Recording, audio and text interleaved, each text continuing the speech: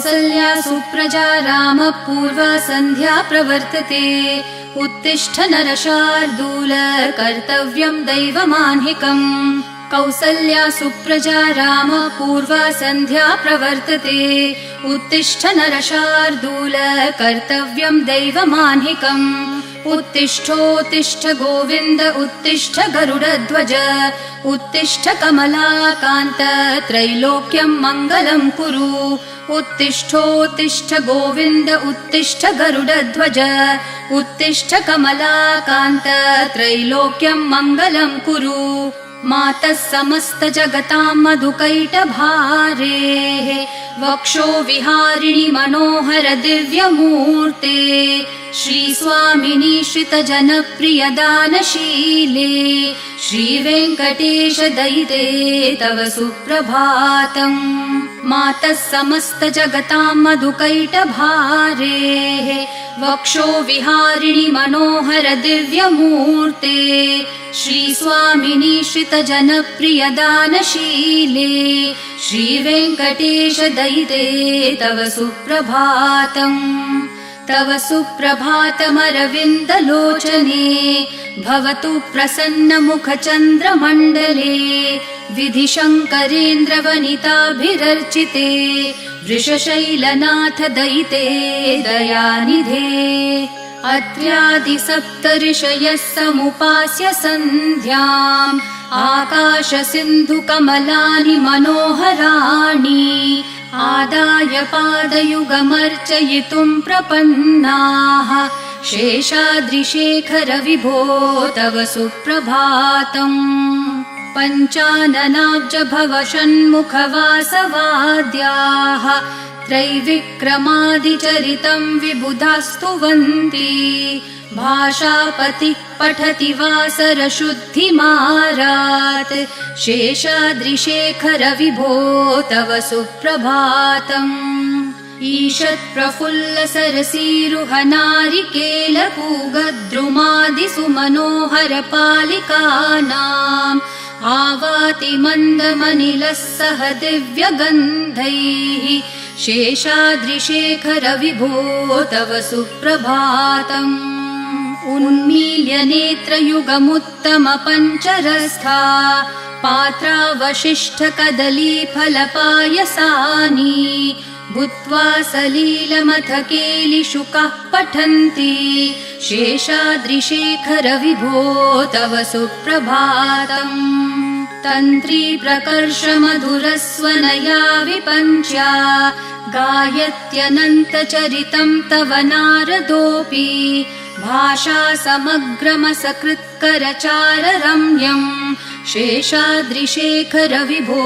तव सुप्रभातम् भृङ्गावली च मकरन्दरसानुविद्ध झनकार गीतनिनदैः सह सेवनाय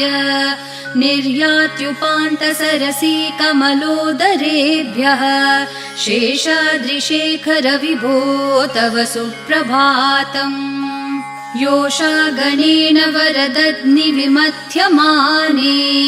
घोषालयेषु दधिमन्थन तीव्रघोषाः रोषात् कलिं वदधते ककुभश्च कुम्भाः शेषाद्रिशेखर विभो तव सुप्रभातम् पद्मेशमित्रशतपत्रगतालिवर्गाः हर्तुं श्रियं कुवलयस्य निजाङ्गलक्ष्म्या भेरीनिनादमिव बिभ्रति तीव्रनादम् शेषाद्रिशेखर विभो तव सुप्रभातम् श्रीमन्नभीष्टवरदाखिललोकबन्धो श्री श्रीनिवास जगदैकदयैकसिन्धो श्रीदेवतागृहभुजान्तर दिव्यमूर्ते श्रीवेङ्कटाचलपते तव सुप्रभातम् श्रीमन्नभीष्टवरदाखिललोकबन्धो श्री श्रीनिवास जगदेकदयैकसिन्धो श्रीदेवतागृहभुजान्तर दिव्यमूर्ते श्रीवेङ्कटाचलपते तव सुप्रभातम् श्रीस्वामी पुष्करिणिकाप्लवनिर्मलाङ्गाः श्रेयोर्थिनो हरविरिञ्च सनन्दनाद्याः द्वारे वसन्ति वरवेत्रहतोत्तमाङ्गाः श्रीवेङ्कटाचलपते तव सुप्रभातम् श्रीशेषशैलगरुडाचलवेङ्कटाद्रिनारायणाद्रिवृषभाद्रिवृषाद्रिमुख्याम् आख्यां त्वदीयवसतेरनिशं वदन्ति श्रीवेङ्कटाचलपते तव सुप्रभातम् सेवापरः शिवसुरेश कृशानुधर्मरक्षोऽम्बुनाथ पवमानधनाधिनाथाः बद्धाञ्जलि प्रविलसन्निज शीर्षदेशाः श्रीवेङ्कटाचलपते तव सुप्रभातम् घाटेषु ते विहगराज मृगाधिराज नागाधिराज गजराज हयाधिराजाः स्वस्वाधिकारमहिमाधिकमर्थयन्ते श्रीवेङ्कटाचलपते तव सुप्रभातम् सूर्येन्दुभौमबुधवाक्पतिकाव्यसौरिस्वरभानुकेतुदिविषत्परिषत्प्रधानाः त्वद्दासदासचरमावधिदासदासाः श्रीवेङ्कटाचलपते तव सुप्रभातम् त्वत्पादधूलिभरितस्फुरितोत्तमाङ्गाः स्वर्गापवर्गनिरपेक्षनिजान्तरङ्गाः कल्पागमाकलनयाकुलतां लभन्ते श्रीवेङ्कटाचलपते तव सुप्रभातम् त्वद्गोपुराग्रशिखराणि निरीक्षमाणाः स्वर्गापवर्गपदवीं परमाश्रयन्तः मर्त्या मनुष्यभुवने मतिमाश्रयन्ते श्रीवेङ्कटाचलपते तव सुप्रभातम् श्रीभूमिनायकदयादिगुणामृताब्धे देवाधिदेव जगदेक शरण्यमूर्ते श्रीमन् अनन्त गरुडादिभिरर्चिताङ्घ्रे श्रीवेङ्कटाचलपते तव सुप्रभातम् श्रीपद्मनाभ पुरुषोत्तम वासुदेव वैकुण्ठमाधव जनार्दन चक्रपाणे श्रीवत्सचिह्न शरणागत पारिजात श्रीवेङ्कटाचलपते तव सुप्रभातम् कन्दर्पदर्पहर सुन्दर दिव्यमूर्ते कान्ताकुचाम्बुरुह कुड्मललोल दृष्टे कल्याण निर्मल गुणाकर दिव्यकीर्ते श्रीवेङ्कटाचलपते तव सुप्रभातम् मीनाकृते कमठकोल नृसिंहवर्णिन् स्वामिन् परश्वथ तपोधन रामचन्द्र शेषांश राम यदुनन्दन कल्किरूप श्रीवेङ्कटाचलपते तव सुप्रभातम् एलालवङ्गधनसार सुगन्धितीर्थम् दिव्यं वियत्सरिति हेम घटेषु पूर्णम् धृत्वाद्य वैदिकशिखामणयः प्रहृष्टा तिष्ठन्ति वेङ्कटपते तव सुप्रभातम् भास्वानुदेति विकचानि सरोरुहाणि सम्पूरयन्ति निनदैः ककुभो विहङ्गाः श्रीवैष्णवा सततमर्थितमङ्गलास्ते धामाश्रयन्ति तव वेङ्कट सुप्रभातम् ब्रह्मादयः सुरवराः समहर्षयस्ते सन्तः सनन्दन मुखास्तवथ योगिवर्याः धामान्तिके तव हि मङ्गलवस्तु हस्ताः श्रीवेङ्कटाचलपते तव सुप्रभातम् लक्ष्मीनिवास निरवद्य गुणैकसिन्धो संसार सागर समुत्तरणैकसेतो वेदान्तवेद्य निजवैभव भक्तभोग्य श्रीवेङ्कटाचलपते तव सुप्रभातम्। लक्ष्मीनिवास निरवध्य गुणैकसिन्धो संसारसागर समुत्तरणैकसेतो वेदान्तवेद्य निजवैभव भक्तभोग्य श्रीवेङ्कटाचलपते तव सुप्रभातम्। इत्थं वृषाचलपतेरिह सुप्रभातम्। ये मानवः प्रतिदिनं पठितुं प्रवृत्ताः तेषां प्रभातसमयस्मृतिरङ्गभाजाम् प्रज्ञां परार्थसुलभां परमां प्रसूते। इत्थं वृषाचलपतेरिह सुप्रभातम्। ये मानवः प्रतिदिनं पठितुं प्रवृत्ताः तेषां प्रभातसमयस्मृतिरङ्गभाजाम् प्रज्ञां परार्थसुलभां परमां प्रसूते।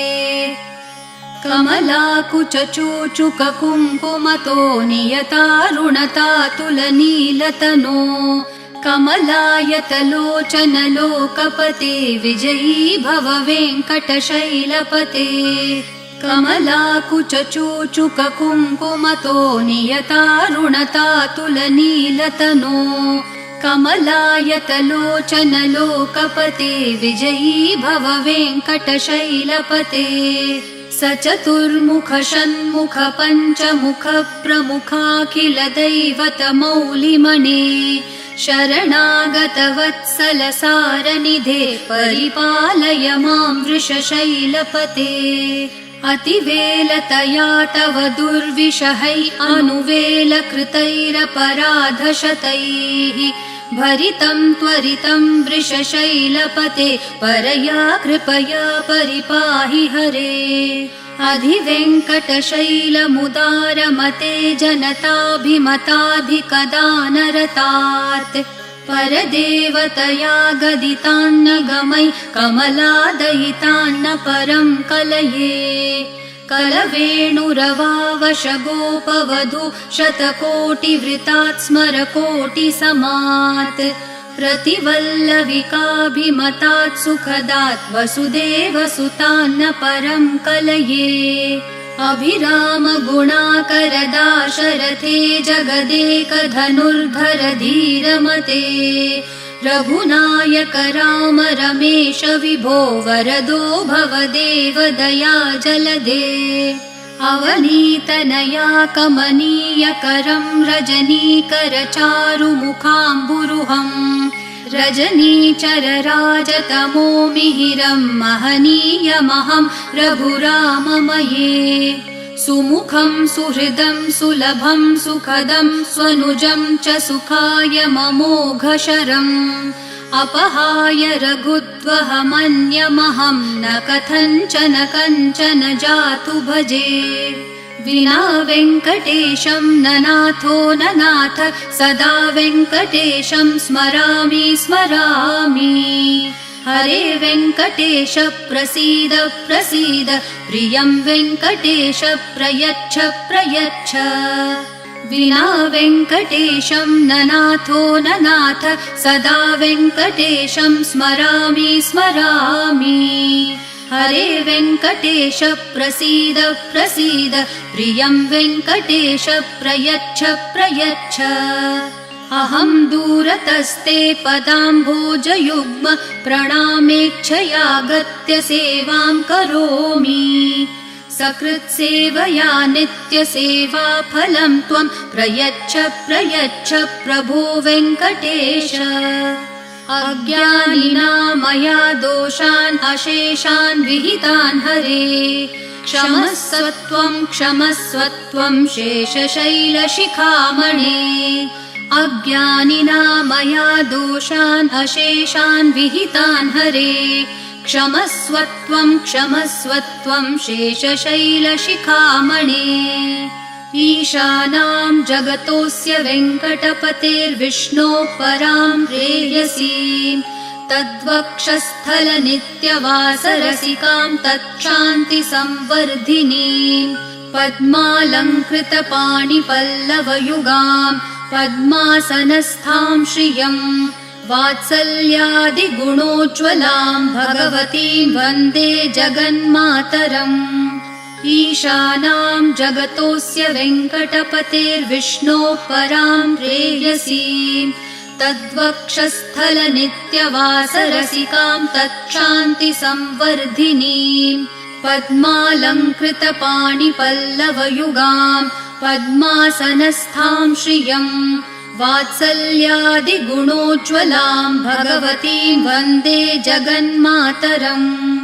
श्रीमान् कृपाजलनिधे कृतसर्वलोकसर्वज्ञ शक्तनतवत्सल सर्वशेषिन्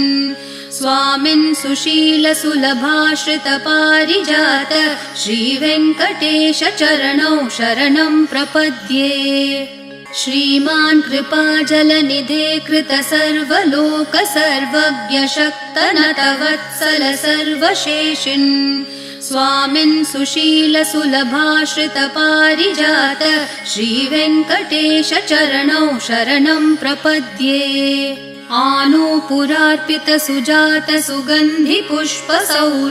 आनूपुरार्पितसुजातसुगन्धिपुष्पसौरभ्यसौरभकरौ समसन्निवेशौ सौम्यौ सदानुभवनेऽपि नवानुभाव्यौ श्रीवेङ्कटेश चरणौ शरणं प्रपद्ये सद्यो विकासि समुदित्वरसान्द्ररागः सौरभ्यनिर्भर सरोरुह साम्यवार्ताम् सम्यक्षु साहसपदेषु विलेखयन्तौ श्रीवेङ्कटेश चरणौ शरणं प्रपद्ये रेखामयध्वज सुधाकलशातपत्रवज्राङ्कुशाम्बुरुहकल्पकशङ्खचक्रैः भव्यैरलङ्कृततलौ परतत्त्वचिह्नैः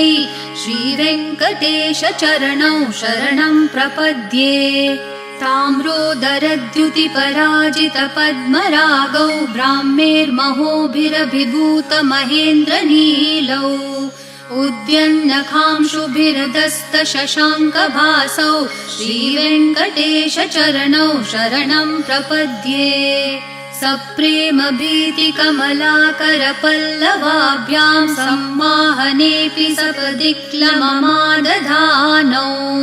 कान्ताववाङ्मनसगोचरसौकुमार्यौ श्रीवेङ्कटेश चरणौ शरणं प्रपद्ये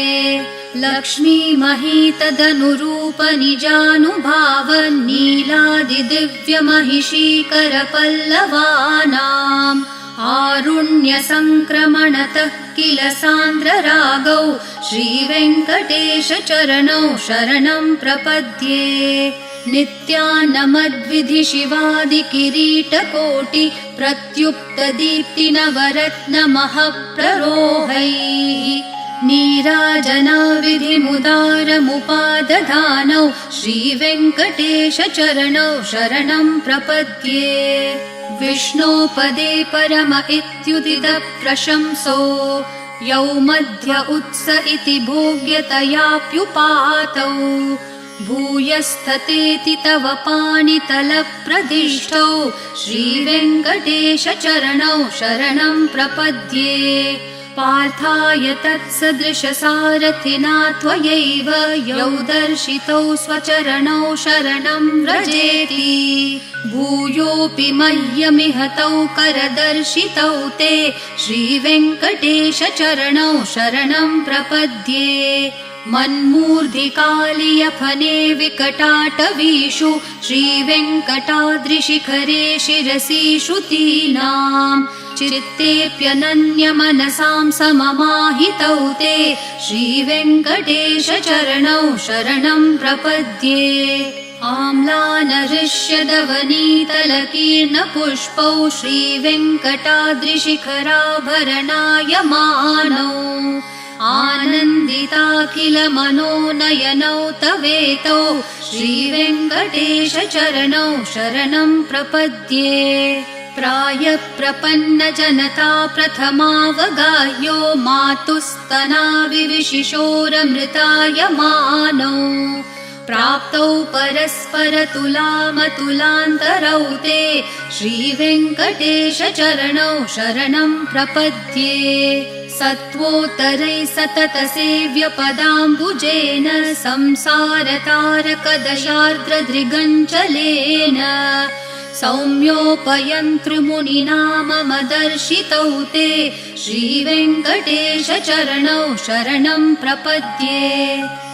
सत्वोत्तरैः सततसेव्यपदाम्बुजेन संसारतारकदशार्द्रदृगञ्चलेन सौम्योपयन्तृमुनिना मम दर्शितौ ते श्रीवेङ्कटेशचरणौ शरणं प्रपद्ये श्रीशश्रिया घटिकया त्वदुपाय भावे प्राप्ये त्वयि स्वयमुपेयतया स्फुरन्त्या नित्याश्रिताय निरवद्य गुणाय तुभ्यं स्यां किङ्करो वृषगिरीश न जातु मह्यम् श्रीशश्रिया घटिकया त्वदुपाय भावे प्राप्ये त्वयि स्वयमुपेयतया स्फुरन्त्या नित्याश्रिताय निरवद्य गुणाय तुभ्यं स्यां किङ्करो वृषगिरीश न जातु मह्यम् श्रियः कान्ताय कल्याणनिधये निधयेऽर्थिनां श्रीवेङ्कटनिवासाय श्रीनिवासाय मङ्गलम् श्रियः कान्ताय कल्याणनिधये निधयेऽर्थिनां श्रीवेङ्कटनिवासाय श्रीनिवासाय मङ्गलम् लक्ष्मी सविभ्रमालोकसुप्रविभ्रमचक्षुषे चक्षुषे सर्वलोकानां वेङ्कटेशाय मङ्गलम् श्रीवेङ्कटाद्रिशृङ्गाग्रमङ्गलाभरणाङ्ग्रये मङ्गलानां निवासाय श्रीनिवासाय मङ्गलम् सर्वावयवसौन्दर्यसम्पदा सर्वचेतसां सदा सम्मोहनायास्तु वेङ्कटेशाय मङ्गलम् नित्याय निरवध्याय सत्यानन्दचिदात्मने सर्वान्तरात्मने श्रीमद्वेङ्कटेशाय मङ्गलम् स्वतः सर्वविदे सर्वशक्तये सर्वशेषिणे सुलभाय सुशीलाय वेङ्कटेशाय मङ्गलम् परस्मै ब्रह्मणे पूर्णकामाय परमात्मने प्रयुञ्जे परतत्त्वाय वेङ्कटेशाय मङ्गलम् आकालतत्त्वमशान्तम् आत्मनामनुपश्यताम् अतृप्तामृतरूपाय वेङ्कटेशाय मङ्गलम्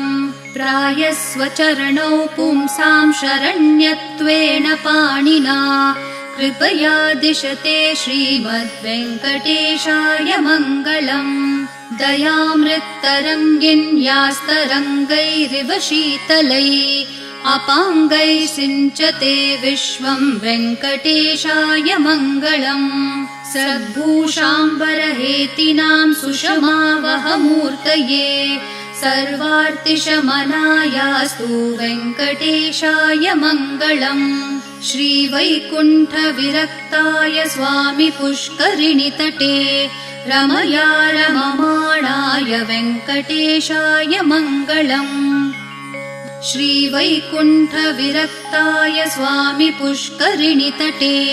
रमया रममाणाय वेङ्कटेशाय मङ्गलम् श्रीमत्सुन्दरजामातृमुनिमानसवासिने सर्वलोकनिवासाय श्रीनिवासाय मङ्गलम् मङ्गलाशासनपरैर्मदाचार्य पुरोगमैः सर्वैश्च पूर्वैराचार्यैः सत्कृतायास्तु मङ्गलम्।